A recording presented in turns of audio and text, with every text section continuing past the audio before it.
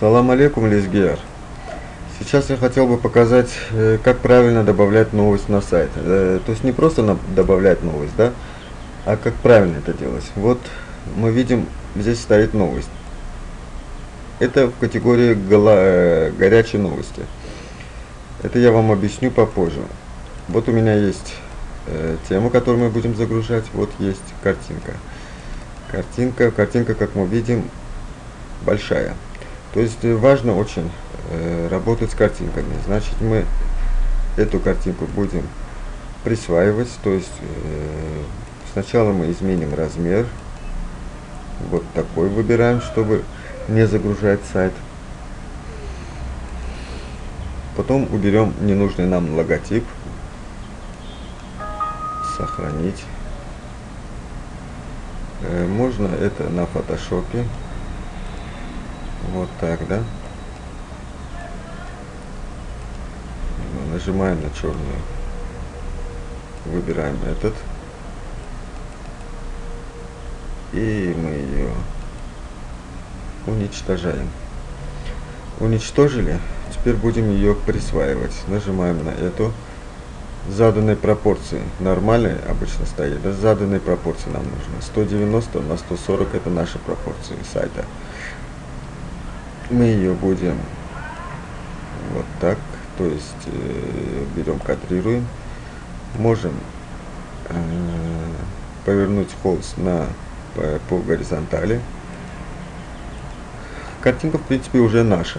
Мы ее изменили под свой уклад. Вот. Размер изображения мы ставим 300 ширину, остальное задается автоматически. Сохраняем. Сохраняем. Заменяем. Шестерка стоит. Пусть шестерка. Шестерка либо семерка. Это нормальное качество. Если мы выберем 11 или 12, да, то, соответственно, у нас размер будет очень большой. Качество большое, размер увеличивается. Вот. Photoshop свернем. Начнем добавлять новость. Вот она. Вот эту новость мы станем добавлять. Про спортсмена нашего лезгина Джабара Аскерова. Выбираем категорию. Если хотите что-то, чтобы это отображалось на главной странице, выбираем горячие новости. А мы будем просто выберем категорию спорт. Пусть она идет вот здесь, потому как это не главное событие, да? Важное событие, но не главное. Короткую новость мы выбираем так. Можем поставить сюда один пробелчик. И остальные в такой порядке. Важно тут учитывать авторские права. Авторское право tatarinform.ru это тот сайт, откуда мы взяли эту информацию.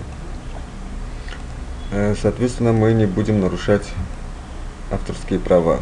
Это очень важно, так как нас могут подать в суд, в комитет по нарушению авторских прав. Это лишняя головная боль, нам она не нужна. Вот.